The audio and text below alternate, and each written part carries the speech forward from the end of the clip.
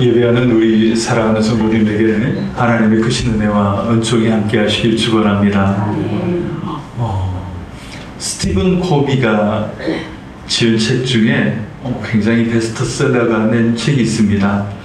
아마 여러분 읽어보셨을 건데요.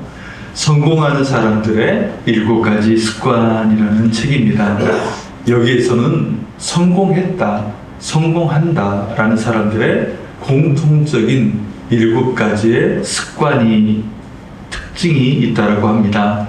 그것은 뭐냐면 자신들이 흔들리지 않는 자신만의 루틴이 있다라는 겁니다. 그래서 그 루틴에 이끌려져가는 삶이 있다.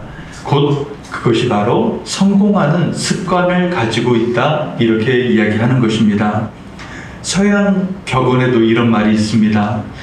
생각의 씨앗을 뿌리면 행동의 열매를 얻게 되고, 행동의 씨앗을 뿌리면 습관의 열매를 얻는다.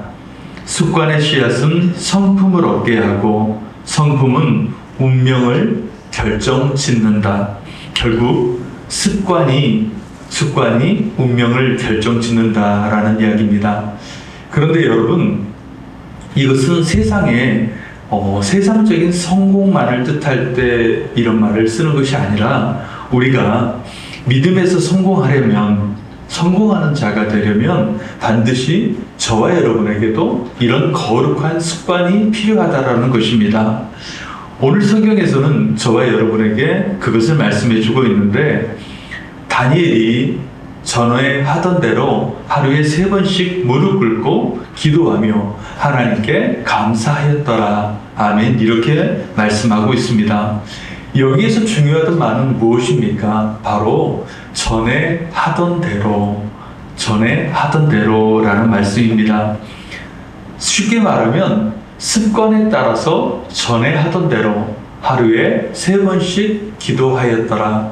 전에 하던 대로 습관에 따라 라고 말씀하는 겁니다. 이렇게 기도하며 하나님께 감사하였더라. 이렇게 말씀하고 있습니다. 여러분, 오늘의 배경은 이렇습니다. 바벨론이 망했습니다. 바벨론이 망하고 페르시아 제국이 세워지면서 다리오가 왕이 되었습니다. 다리오는 고관 120명을 세워서 전국을 통치하게 했는데, 그 위에다가 총리 3사람을 두었습니다. 그런데 오늘 3절 말씀을 보시면 이렇게 말씀을 하죠. 여러분, 6장 3절 말씀을 보시면 이렇게 얘기하는데요. 다니엘은 마음이 민첩하여 총리들과 고관들 위에 뛰어남으로 왕이 그를 세워 전국을 다스리게 하고자 한지라. 이렇게 말씀합니다. 그러니까요, 다니엘의 뛰어남을 보시고 왕이 그를 세워 전국을 다스리게 하고자 했습니다. 여러분 잘 아시는 대로 다니엘은 몇 번이나 왕이 바뀌었고 또 나라, 제국이 바뀌었습니다. 이렇게 해서 결국 그가 나라를 그렇게 다스린 게 무려 60년이 지나도록 그의 능력을 이방 왕들에게 인정을 받았다라는 것입니다. 그런데요, 여러분 잘 아시는 대로 남들에게 꼭 그렇게 능력이 뛰어난 사람, 뛰어난 것처럼 보이는 사람은 꼭 좋은 것만이 아니더라고요. 왜냐하면 그것 때문에 다른 사람들에게 시기와 견제를 받기 때문입니다.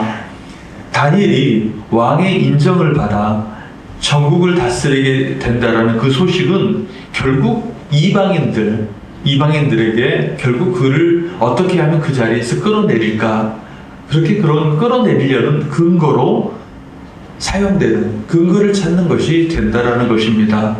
그러나 여러분 잘 아시는 대로 다니엘에게서는 아무런 허물을 찾을 수가 없었습니다.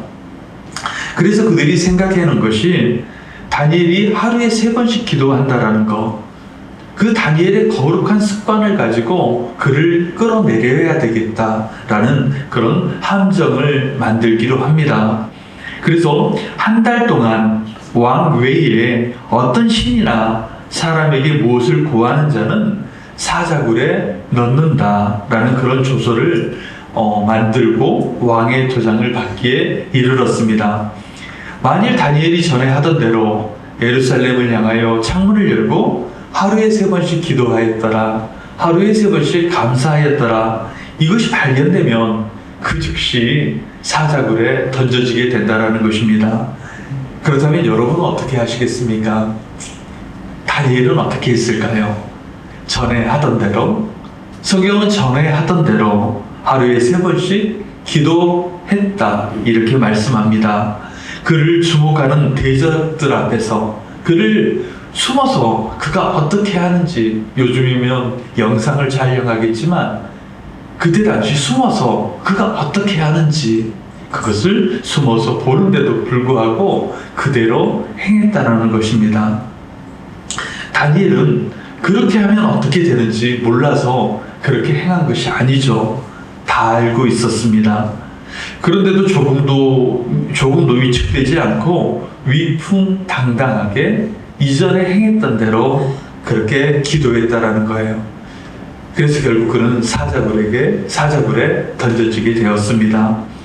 처음에는 그의 인생도, 이제 그의 찬란했던 신화와 같은 그의 일생도 끝나는 것처럼 보였습니다. 그러나 하나님께서는 천사를 그에게로 보내서 지켜주심으로 말미암아 그가 살았고, 그를 죽이려는 대적들은 오히려 사자굴에서 밥이 되고 죽게 되었습니다. 그리고 나서 다니엘은 다리오 왕의 시대와 그 이후에 페르시아의 고레스 왕 시대까지 형통한 하나님의 사람이 되었다라는 겁니다.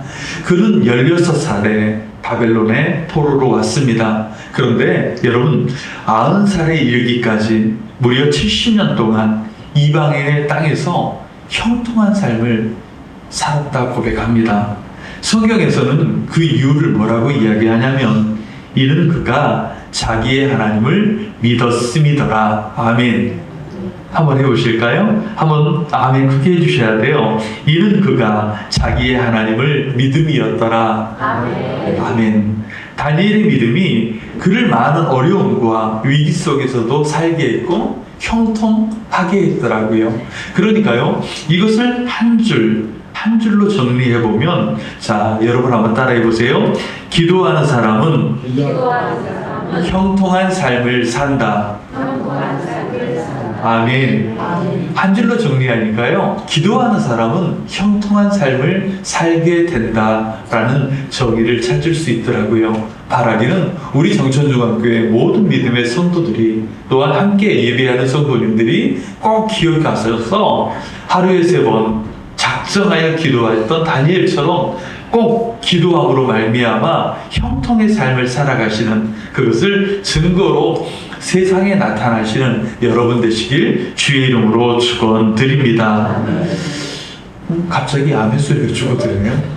그런 삶을 살아가시는 여러분 되시길 주의 이름으로 축원드립니다. 오늘 그 믿음을 잘 보여주고 있는 것이 오늘 본문에 바로 기도하는 그 모습인 것입니다. 그렇다면 그가 포로 생활 중에도 어떻게 승리의 삶을 살 수 있었을까요? 사자밥이 되는 위기 속에서도 구원을 받을 수 있었던 이유, 그 해답은 바로 그가 기도하고 있었다라고 이야기하는데요. 그가 또한 우리가 믿음으로 승리하는 인생, 형통하는 인생을 사는 비결은 다른 데가 있지 않다고 성경은 저와 여러분에게 말씀하는데, 그렇다면 다니엘은 어떻게 기도했는가? 다니엘의 기도 방법을 저희가 알아볼 필요가 있을 것 같습니다. 그에게는 기도에 거룩한 습관이 있었는데, 기도의 루틴이 있었는데 3가지로 나눠볼 수 있습니다. 첫째, 그것은 바로 전에 하던 대로 기도하였다라고 이야기합니다. 오늘 10절 말씀을 보면요, 다니엘이 예루살렘을 향한 창문을 열고 전에 하던 대로 하루에 3번씩 무릎 꿇고 기도하며 그의 하나님께 감사하였더라. 아멘. 이렇게 말씀합니다. 예루살렘을 향하여 창문을 열었다. 우리 정천중학교에도 2, 3년 전인가 우리가 먼 곳에 있어도 하루에 3번씩 교회를 향해서 기도하기, 그런 캠페인을 벌였던 걸 여러분 아마 기도하실 겁니다. 아마 지금도 계속 그렇게 하고 계시는 우리 성도님들이 계신 줄 알고 있는데, 그렇게 3번씩 창문을 열고 기도하였다라고 이야기합니다. 하루에 3번씩 무릎을 꿇고 기도하였다. 그런데요, 아까 말씀드린 대로 전에 하던 대로 계속했다라는 것이 중요합니다. 우리들은 흔히 전에 하던 대로 했다라고 이야기하면 곧 습관에 따랐다, 그래서 부정적인 의미를, 선입견을 가질 때가 많습니다. 그러니까 저 사람은 전에 하던 대로 하는 사람이야, 그러니까 저 사람은 변화가 없어, 꽉 막힌 사람이야, 발전이 없는 사람이야, 이렇게 생각할 수 있는 그런 모습으로 생각할 때가 있습니다. 그러나 여기에 쓰인 전에 하던 대로, 이 말씀은요, 전에도 그렇게 했고 지금도 그렇게 하고 있다, 꾸준히 한결같다, 그러니까 부정적인 의미가 아니라 긍정적인 의미로 그가 행하고 있다라는 말씀입니다.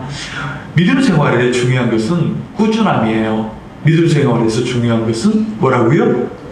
꾸준함이라는 겁니다. 한결같은 사람이 되어야 하는 거예요. 그 중에서도 다니엘처럼 한결같이 기도하는 것이 중요하다라는 사실입니다. 시편 55편 17절 말씀을 보면요, 저녁과 아침 저무에 내가 근심하여 탄식하리니 여호와께서 내 소리를 들으시리로다. 아멘. 이렇게 말씀합니다.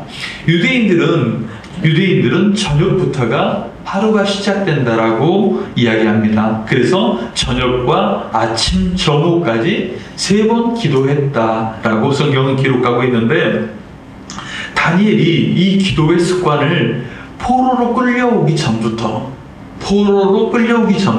어려서부터 몸에 체율하였고 몸에 기록하였고 습관으로 배운 것입니다.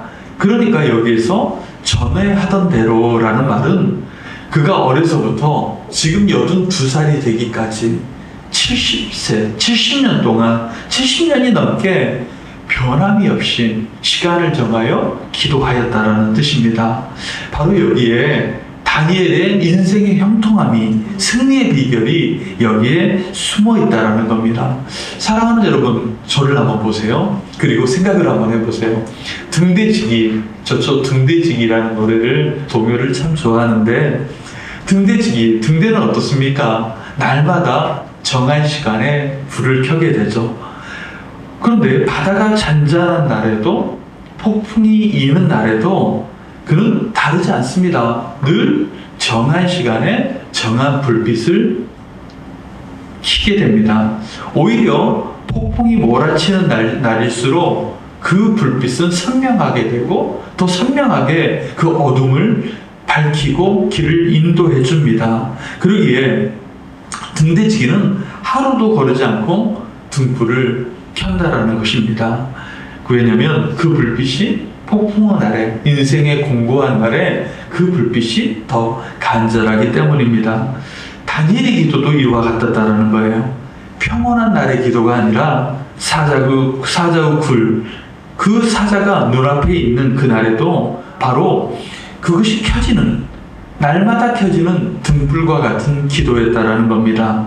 위기의 날에도 거스르지 않는 기도, 그것은 우리를 지켜주는 빛이 된다라는 그 사실을 여러분 꼭 기억하시고 믿으시고 행하시는 여러분 되시길 소원합니다. 젊을 때 기도하지 않고, 바쁠 때 기도하지 않고, 내가 나이 든 다음에 좀 시간이 있을 때 내가 기도해야지, 그런 사람 절대 기도하지 못합니다. 예배를 가볍게 여기는 사람도 마찬가지겠죠.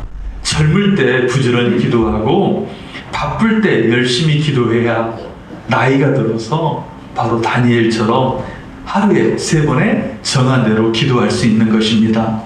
사단이 우리를 넘어뜨리기 위해서 사용하는 가장 좋은 방법, 우리의 입술에, 저도 저희 집사람에게 곧잘 하는데요, 다음에 하자, 다음에 하면 되잖아, 내가 꼭 기억하고 다음에 할게.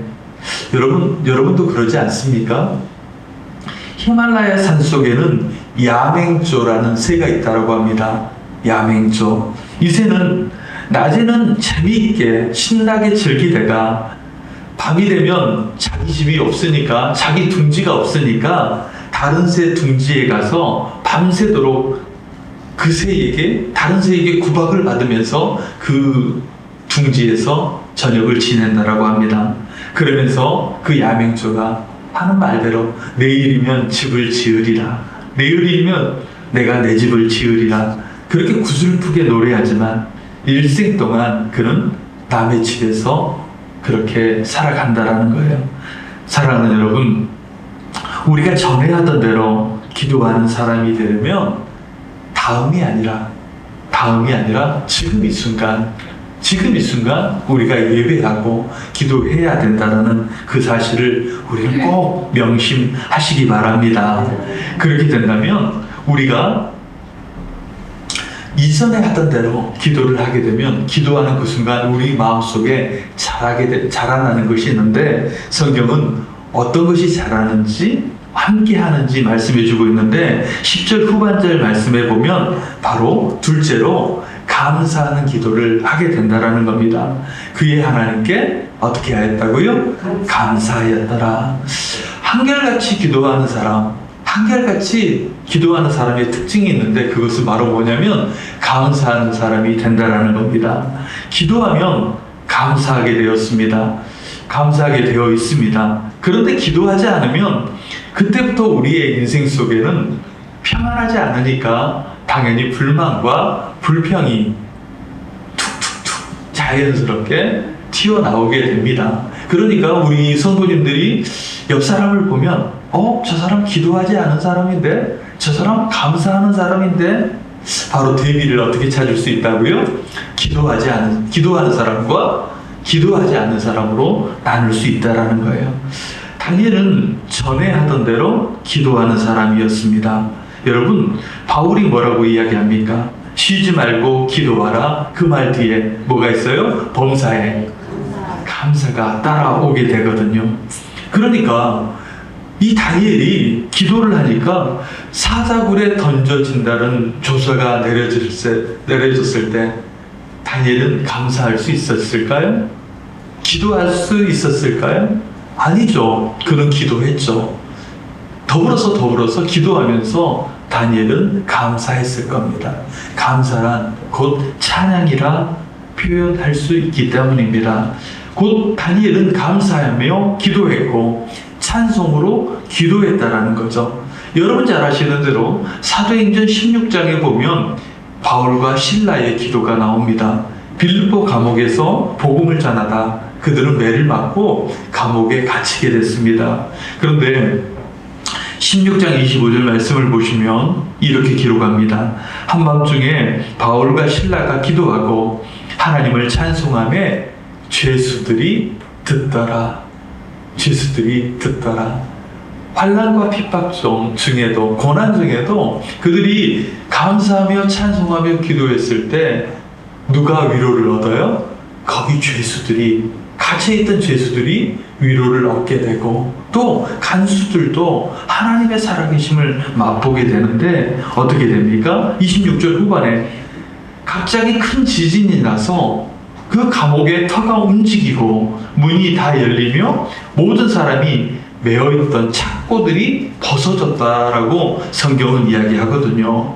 하나님은 우리가 다니엘처럼 또 바울과 실라처럼 어떤 상황에서도 찬송하고 기도하고 감사한다면 하나님께서는 그 상황을 당신의 기적으로, 당신의 능력으로, 당신의 그 행함으로 말미암아 우리를 가장 좋은 상황으로 안전하게 변화시켜 주신다라는 그 사실 믿으시는 여러분 되시길 소원합니다. 주님은 그럴 때 우리의 눈물을 닦아주시고 메인 것을 벗어지게 하는 그런 기적을 베풀어 주신다라는 거예요. 우리가 기도할 때 감사하게 되고, 감사할 때 우리는 하늘문이 열려 하나님이 주시는 평안을 경험하는 그 주인공이 누가 된다고요? 바로 여러분이 된다라는 거예요. 옆 사람에게 당신이 그 주인공이 됩니다. 할렐루야. 어느 날 갑자기 정전이 됐어요. 시골에서 예전에 제 어렸을 때 정전이 되는 일은 너무나 흔한 일이었습니다. 그래서 아버지가 집에다 변압기를 달고 그래서 정전을 좀 막아보려고 많이 하셨던 것을 제가 기억하는데요. 갑자기 정전이 되니까 컴컴해져 버립니다. 적막해져 버리죠. 처음에는 다들 불편하고 투덜하고 어떻게 야 이거 빨리 전기가 들어와야 되는데, 그런데요 갑자기 어머니가 촛불 하나를 켜고 식탁에 둘러앉았습니다. 그러면서 갑자기 도란도란 어렸을 때 이야기를 나누게 돼요. 평소 같으면 불이 나가게 되면 불평하고 다른 모든 일을 끝내고 잠이나 자지 그랬을 것 같은데, 불이 켜진 그 순간에 그랬을 것 같은데 갑자기 불이 나가고 그러니까 가족 회의를 하듯이 촛불을 켜고 식탁에 도란도란 앉아서요. 그러면서 이야기를 나눕니다. 그러면서 저와 저희 누님들하고 이야기 나눌 때 오히려 더 불이 나가서 더 좋은 시간을 가지게 됐다. 그러니까요, 여러분, 우리가 드리는 감사라는 것은 상황이 좋아져야 나오는 것이 아닙니다. 어둠 속에서도, 적막 가운데서도, 그런 두려움 속에서도 작은 촛불 하나를 켜야 켜지는 마음, 그것이 바로 우리의 길을 밝히는 바로 감사의 시작이라는 거예요. 그렇기 때문에 다니엘이 사자굴 앞에서도, 사자굴 속에서도 그가 감사할 수 있었던 이유는 바로 이런 마음이에요. 모든 상황이 닫혀버린 그런 적막과 같은 상황, 나의 환경이 모든 것들이 다 무너져 버렸을 그 순간 속에서도, 절망 속에서도 전에 하던 대로 기도하며 범사에 감사하게 되었을 때, 범사에게 감사하게 되면 어둠 속에서도 할렐루야 찬송이 저절로 나게 된다라는 거예요. 그럴 때 우리는 그 부르는 찬송이 다니엘을 사자굴 속에서 건지시고 바울과 시라를 감옥에서 건져낸 것처럼 우리의 삶 속에서도 기적을 불러내는 바로 그러한 것이 된다라는, 감사가 그러한 어려움 속에서도 상황을 역전시켜주는 우리의 찬송이 된다라는 그 사실을 기억하는 여러분 되시길 소원합니다. 그렇다면요, 우리가 이 기도의 마지막에는 우리 속에 감사와, 이제 기도와 감사와 찬송이 있다면 우리 마지막에는 우리 삶 속에 무엇이 남아야 되느냐? 그것은 한번 따라해 보시기 바랍니다. 의탁하는 기도가 남아야 합니다. 자, 힘차게 한 번만 더 해봅시다. 의탁하는 기도가 남아야 합니다. 아멘, 아멘. 11절 말씀을 보시면요, 그 무리들이 모여서 다니엘이 자기 하나님 앞에 기도하며 간구하는 것을 발견하고, 아멘, 이렇게 말씀합니다. 지금 적들은요 다니엘의 행동 하나하나를 유심히 지켜보고 있습니다. 왕의 칙령이 내려진, 조서가 내려진 상황에도 과연 다니엘이 목숨을 걸고 기도할까?